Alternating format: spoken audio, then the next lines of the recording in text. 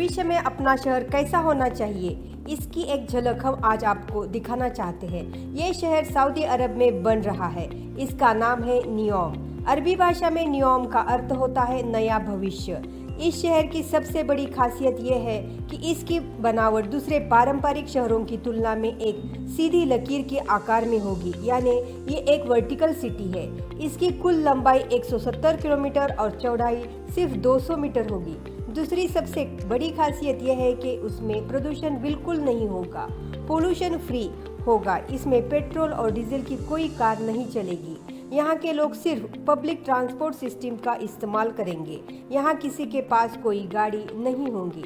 ये पूरा शहर 100% रिन्यूएबल एनर्जी पर चलेगा और यहाँ पर सिर्फ सोलर और विंड एनर्जी का इस्तेमाल होगा। नियोम शहर में स्कूल, कॉलेजेस, अस्पताल, बाजार, आपके ज़रूरत जितनी भी चीज़ें हैं वो आपको अपने घर से वॉकिंग डिस्टेंस पर मिलेंगी।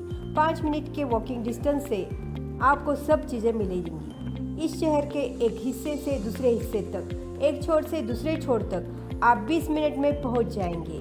ये शहर पूरे देश के लिए एक मिसाल है।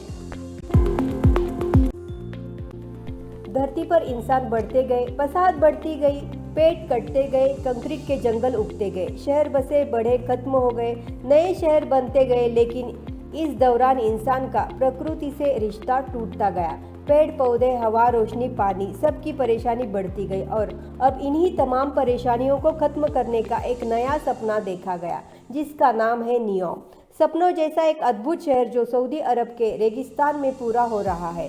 अंतरिक्ष से ये एक चमकीली लकीर लाइन की तरह दिखेगा, जमीन पर साइंस फिक्शन की सिटी जैसा। इस शहर में वर्टिकल गार्डन होगा, फ्लाइंग टैक्सीज दिखेंगी, रोबोट्स ह्यूमन राइट्स दिखेंगे, आर्टिफिशियल इंटेलिजेंस से ये कंट्रोल होगा। शहर जमीन पर कोई व्हीकल नहीं चलेगा, सभी पैदल चलने के रास्ते होंगे, पार्क होंगे, पेड़ पौधे होंगे, हरियाली, धूप, हवा होगी। नीचे के लेवल पर दुकानें होंगी, दफ्तर होंगे और बाकी के सारे कमर्शियल प्लेस होंगे। और सबसे निचले लेवल पर शहर की रीढ़ होगी, यानी पब्लिक ट्रांसपोर्ट सिस्टम। यहाँ अल्ट्रा हाई स्पीड कन्वेंस होगा जो हर 20 मिनट के सफ़र के बाद शहर के एक मॉड्यूल से दूसरे मॉड्यूल तक स्टॉपेज पर चलेगा।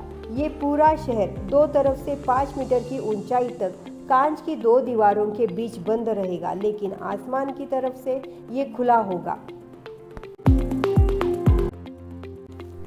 सऊदी में उमराह यात्रियों के लिए सभी तरह की तैयारियां की जा रही है। यात्रियों को वीज़ा देना शुरू कर दिया गया है। यात्री भी अपनी उमराह यात्रा को लेकर काफ़ी उत्साहित है। उमराह कंपनियां और संस्थानों के द्वारा वीज़ा दिया जा रहा है, जो कि पहली बार 3 महीने यानी 90 दिन के लिए वैलिड होगा। हनियल अमेरी, the deputy head of the national committee for हज एंड उमराह एक्टिविटीज़ ने कहा है कि 500 से अधिक योग्य सऊदी कंपनियों और संस्थान यात्रियों को सेवा प्रदान करेंगे। इनके अलावा 2000 से अधिक बाहरी योग्य एजेंटों को भी हज और उमराह मंत्रालय ने मान्यता दे दी है। यूएई में मूसलाधार बारिश से बाढ़ आ चुका है, जिससे देश के हालात बहुत ज़्यादा खराब हो चुके हैं। जगह जगह पर रेस्क्यू टीम तैनात किए गए हैं ताकि निवासियों की मदद की जा सके। उत्तरी और पूर्वी अमीरात में भारी नुकसान हुआ है। अभी एक नई सूचना आई है कि बाढ़ में 5 पाकिस्तानी नागरिकों की जान चली गई। पाकिस्तान के विदेश मंत्रालय के प्रवक्ता ने 5 पाकिस्तानी नागरिकों के बाढ़ में अपनी जान गंवाने और भारी बारिश और बाढ़ से हुए नुकसान पर यूएई के प्रति संवेदना व्यक्त की। उन्होंने ये भी कहा कि मृतकों के परिवारों के प्रति गहरी संवेदना व्यक्त करते हैं और घायलों के जल्द से जल्द ठीक होने की कामना करते हैं। यूएई के नेशनल सेंटर ऑफ मेटीरियोलॉजी यानी एनसीएम ने कुछ क्षेत्रों में बारिश के लिए कोड ऑरेंज अलर्ट जारी किया है। इसीलिए निवासियों को अधिकारियों द्वारा जारी सलाह का पालन करना आवश्यक है। एनसीएम ने अन्य क्षेत्रों के लिए भी कोड येलो अलर्ट जारी किया है।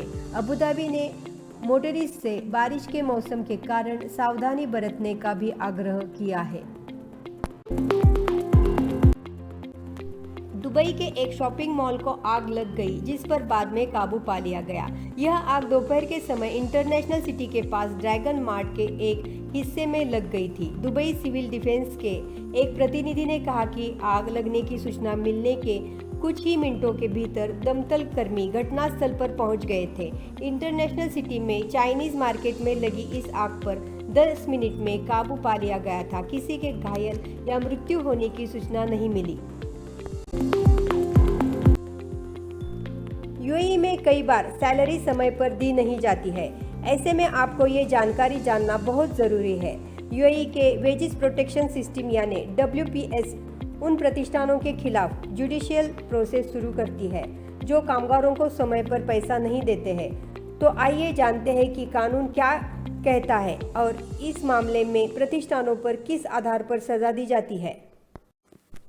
बताते चले कि minister of human resources and administration doctor Abdul Rahman bin Abdul Manan Al अवार के द्वारा जारी मिनिस्ट्रियल डिक्लेरेशन के अनुसार इस मामले में प्रतिष्ठानों को कुछ आधारों पर पेनल्टी लगाई जाती है, जैसे कि कामगारों को कितने समय में पेमेंट नहीं दिया गया है, कितने कामगारों को पेमेंट नहीं दिया गया है और प्रतिष्ठान कितना बड़ा है। निश्चित समय के 4 महीने के अंदर अगर कामगारों को पेमेंट नहीं दिया जाता है तो नए वर्क परमिट पर पाबंदी लगाई दी जाएगी। वहीं अगर प्रतिष्ठान 6 महीने के अंदर इस गलती को दोहराता है तो उस पर जुर्माना लगाया जाएगा और उसे डिग्रेड किया जाएगा। यूएई के स्वास्थ्य रोकथाम मंत्रालय ने रविवार को कोविड-19 के कुल 1164 नए केसेस के साथ साथ 1394 लोगों की रिकवरी दर्ज की। कोरोना के प्रसार को रोकने के लिए यूएई में अब तक 177.3 मिलियन से अधिक टेस्ट किए जा चुके हैं। पिछले 24 घंटों में यूएई में कोविड-19 के कुल 2,27,104 एडिशनल टेस्ट किए गए, जिसके माध्यम से नए केसेस का पता लगाया गया। 31 जुलाई को यूएई में कोरोना के मामलों की कुल संख्या 9,91,564 हो गई। रिकवर लोगों की संख्या 9,70,753 हो चुकी है। वहीं एक्टिव केसेस की संख्या 18,476 तक पहुंच चुकी है।